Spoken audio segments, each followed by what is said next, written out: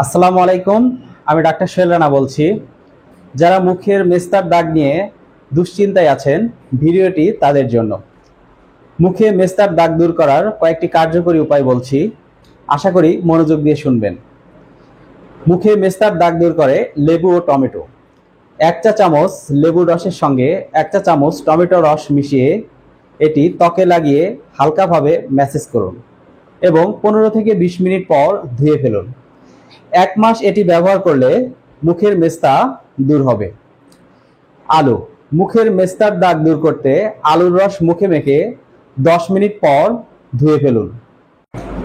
কলার খোসা, কলার খোসার ভেতরের দিকটা নিয়ে মেস্তার জায়গায় 3 থেকে 4 minute ঘষুন।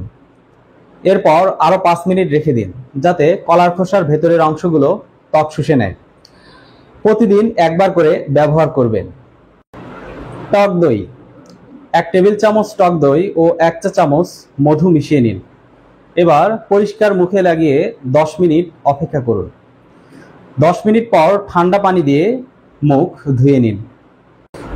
Aloe vera gel, aloe vera gel ত্বকে লাগিয়ে রাখুন। সম্পূর্ণ জেল ত্বকে শুকিয়ে গেলে পানি দিয়ে ধুয়ে ফেলুন।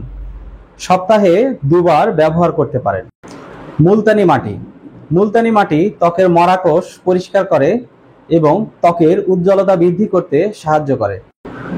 প্রাকৃতিকভাবে মেস্তা প্রতিকারের পাশাপাশি আরও কিছু বিষয় মেনে চলা জরুরি। ত্বক নিয়মিত পরিষ্কার রাখতে হবে। দৈনিক পর্যাপ্ত পানি পান করতে হবে। অতিরিক্ত কোনো মিষ্টি জাতীয় খাবার খাবেন না। যারা নিয়মিত জন্ম নিয়ন্ত্রণ পিল খাচ্ছেন, এখনই বন্ধ করুন।